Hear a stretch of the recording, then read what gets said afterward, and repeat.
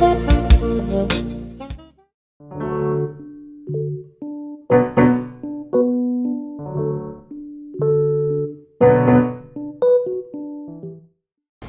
week's Movie Week is Coraline. This movie was directed by Henry Slick. The movie on opening day made around $16 million. Opening day was February 6, 2009. The budget for Coraline was estimated to be around $60 million. This movie is about a young girl named Coraline who walks through a secret door in her new home and discovers an alternate version of her life. On the surface, this parallel reality is eerily similar to her real life, only much better. But when her adventure turns dangerous and her counterfeit parents, including the other mother, try to keep her forever, Coraline must count on her resourcefulness, determination, and bravery to get back home. This movie was nominated for 38 awards and won 7. A new band show at Never Ending Stories used books and comic book store in Franklin, 1252 Liberty Street, on Saturday, October 24th at 6 p.m. The performances will include Scrap Kids, Chatteltail, Luke McGowan, Pin Pin Pin, and Ryan Thompson for a stand-up comedy act. Bunny Toast! TV shows! Buttered Toast! Runny Nose! Garden Hose! We compose!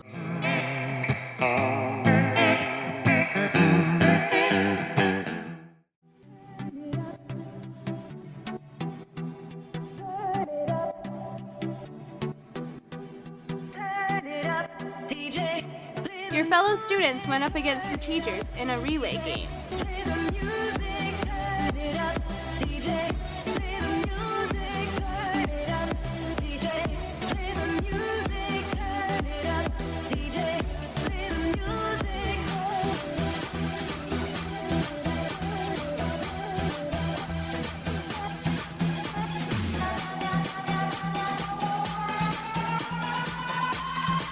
The different grade levels went head-to-head in a tug-of-war match.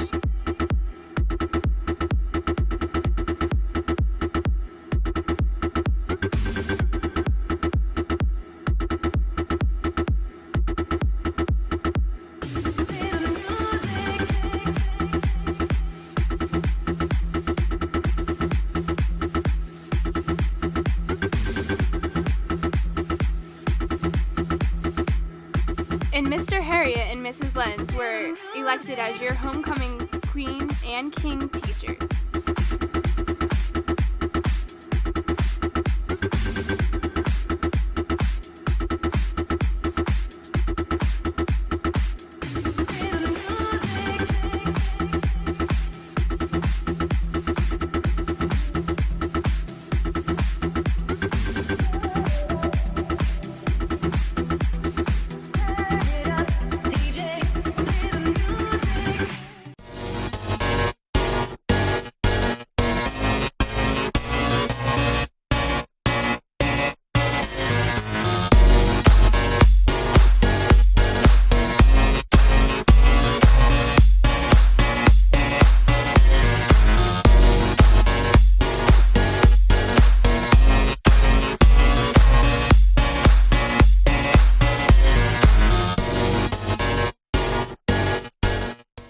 Last week, many seniors left the school around 2:04, and no one did anything about it. Why? Because senior privilege started. Dr. Weller was at a meeting with some of the local administrators throughout the county, and she had said one of the local schools mentioned this and thought it was a great idea. Actually, I was at a truancy meeting. It was a county-wide truancy meeting this past summer, and another school district mentioned that they were doing some positive behavior support for their students, and I thought it was a great idea, so I thought I'd bring it here to Oil City. I think it's actually a really nice thing that the school's doing for all of us, and I think it's good that we get to get out of the school early and that we're getting rewarded for having been here for 4 years. It's pretty sweet. I feel like it's a very good idea. Of course, teachers have their own opinions. I agree with senior privilege because I feel the more students we can get out of the school earlier, the better it is for us as teachers. No, I'm just kidding. I do agree. I think that if students have worked hard and have shown that they've been responsible, that's a great privilege for them. I do agree with senior privilege. I think it's a nice little bonus for students whose attendance is good and their grades are where they should be to have a little I guess, privilege, so to speak. I'm always a big fan of offering opportunities for students. I'm not afraid to try new things, and if this is something that potentially could be an excellent incentive for students, I think it's worth trying. However, some students don't completely agree with the requirements. One of the things that I remember they told us for the rules was no dress code violations, and I think that if they're going to tell us that they should make the dress code apply to everyone. Others do agree. I think it's pretty fair the way it is, and it's already fair. Some of the teachers see it being a positive effect on their students. I see it impacting them in a positive way. I know that they'll probably get their work done. They'll probably do their job shadows very, very quickly.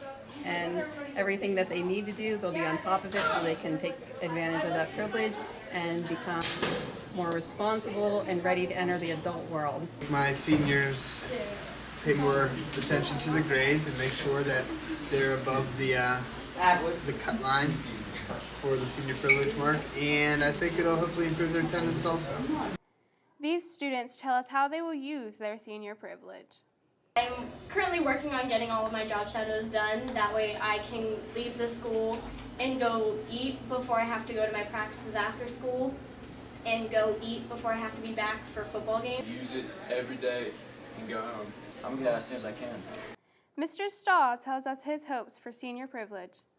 Well, you've heard me say I have a belief that 97% of the people you meet are good people in this world, so I'm going to stick with that. I'm going to say 97% of our students will qualify. What remains to be seen is how many seniors will earn this privilege, but more importantly, how many will keep it. October is National Bullying Awareness Month. We at What's Up Wednesday want to take action. According to a national study, 80% of what is identified as bullying consists of name-calling and insults. So that's just words. The thing is, words can have a way of building up on us. And yeah, those words might stop. And yes, this water is going to dry off, but those insults, they aren't going to go away. They're tattooed into our memories. My question for you is, why is it so important for you to hurt someone? Why do you think it's funny to make someone want to give up?